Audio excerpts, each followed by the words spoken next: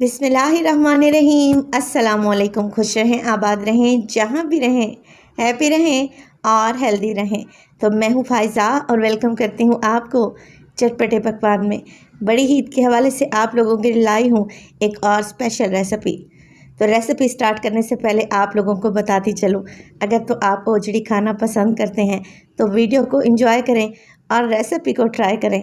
अगर आप नहीं पसंद करते तो बैड कमेंट्स करने से बेहतर है वीडियो को स्किप कर दें, नो इशू।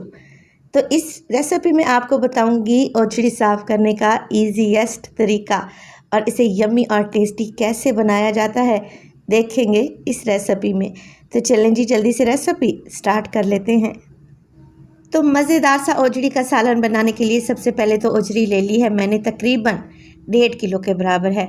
मैं बीफ की इस्तेमाल कर रही हूँ, आप बकरे की भी ले सकते हैं। पहले 3 से 4 पानी में इसे अच्छे से धोएं और धोने के बाद आपने इसके छोटे छोटे पीस कर लेने हैं या फिर बुच्चर से करवा लेने हैं ताकि आपको इसकी सफाई करने में आसानी रहे।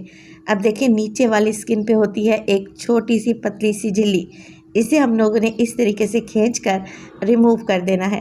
बड़ी ही आसानी से ये रिमूव हो जाएगी और स्किन एकदम साफ़ सुथरी और क्लीन नज़र आएगी।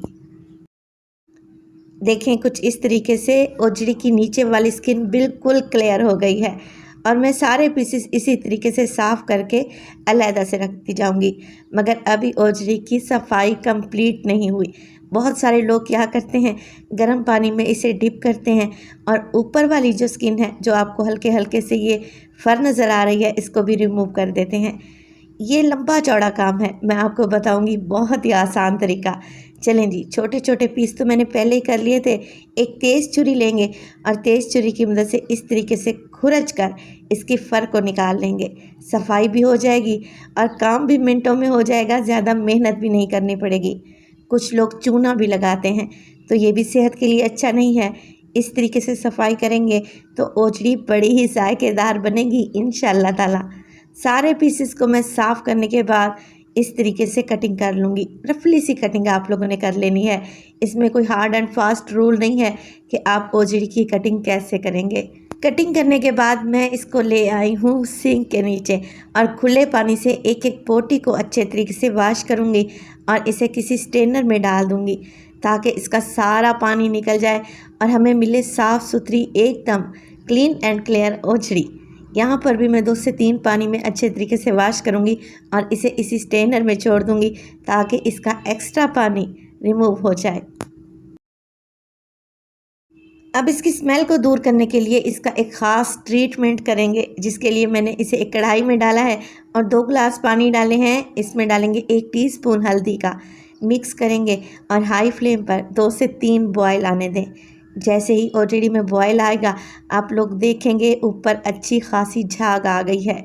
बस इसी पानी को हमने रिमूव कर देना है। 2 से 3 अच्छे से बॉयल आने दें और ये सारा पानी ड्रेन कर दें और मज़ीद इसे 2 से 3 पानी में अच्छे तरीके से वॉश करें और एक साइड पे रख दें। अब ओजड़ी बनाने के लिए एक स्पेशल मसाला तैयार कर लेते हैं।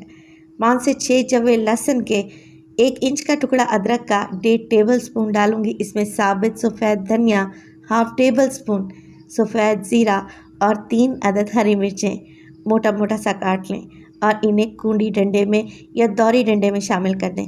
हल्का सा नमक भी डाल लें ताकि इन्हें कूटने में आसान। तो आप लोगों ने दौरी डंडे में ही इन सब चीज़ों को कूट लेना है, मोटा मोटा सा दरदरा सा। मिक्सी जार में डालकर इनका पेस्ट नहीं बनाना, क्योंकि ये पेस्ट हमारे काम आएगा, ओजड़ी की स्मेल को ख़त्म करेगा और बेहतरीन सी खुशबू लेके आएगा। मोटा मोटा सा कूट लें तो इसे एक साइड पे रख दें। अब ओजड़ी को डाल दिया है मैंने प्रेशर कुकर में। अच्छे से बॉयल करने के बाद भी मैंने इसे 2 से 3 पानी में धो लिया था। अब जो मसाला कूट कर रखा है वो डालें। 2 अदद बड़े साइज़ के प्याज और 2 अदद बड़े साइज़ के टमाटर रफली से चॉप करके डाल दें। 1/2 टीस्पून इसमें डालें नमक। इसके अलावा हल्दी शामिल करें 1/4 टीस्पून और इसमें डालेंगे सुरख मिर्च का पाउडर 1/2 टेबल स्पून शामिल कर दें। अब ओजड़ी की खुशबू को बढ़ाने के लिए और इसकी स्मेल को दूर करने के लिए 2 बड़ी इलायची और 2 से 3 छोटी छोटी स्टिक्स दालचीनी की शामिल करें। 2 गिलास पानी डालें, कवर लगा दें और तकरीबन 35 से 40 मिनट के लिए आप ओजड़ी को मीडियम टू लो फ्लेम पे पकाएं ताकि ओजड़ी अच्छे तरीके से गल जाए। तो जैसा कि वीडियो के स्टार्ट में ही मैंने आप लोगों को बता दिया था कि बहुत सारे लोग इसे पसंद भी करते हैं और कुछ लोग डिसलाइक भी करते हैं। आप इसे मेरे तरीके से बना कर देखें, इंशाल्लाह ताला आपकी सोच ही बदल जाएगी। तकरीबन 40 मिनट के बाद मैंने प्रेशर कुकर का सारा प्रेशर निकाल दिया है और अब ओजड़ी को चेक कर लेते हैं। ये अच्छी गली हुई होनी चाहिए। देखिए ये सॉफ्ट हो चुकी है और पानी जो मैंने इसमें डाला था वो भी तकरीबन खुश्क होने वाला है। तो मैंने इसे एक पतीली में शिफ्ट कर दिया है ताकि इसकी अच्छी सी भुनाई कर सकें।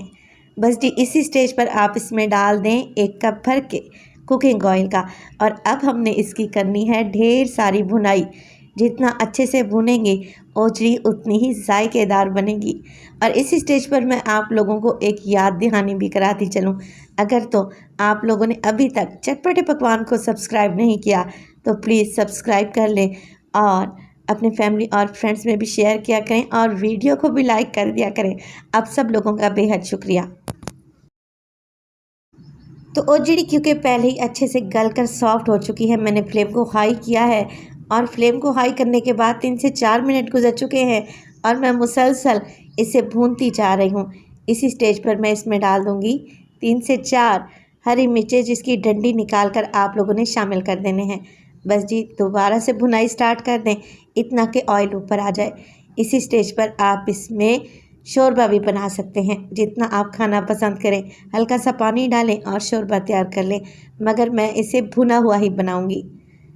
ऑयल ऊपर आ जाए तो इस पर डालें ढेर सारा हरा धनिया और 2 से 3 चुटकी पिसा हुआ गरम मसाला। बस जी फ्लेम को ऑफ कर दें और मज़ेदार सा ओजड़ी का सालन हमारा एकदम तैयार है। देखें कितना खुश शक्ल और खुश जायका लग रहा है, देखने में ही टेस्टी लग रहा है।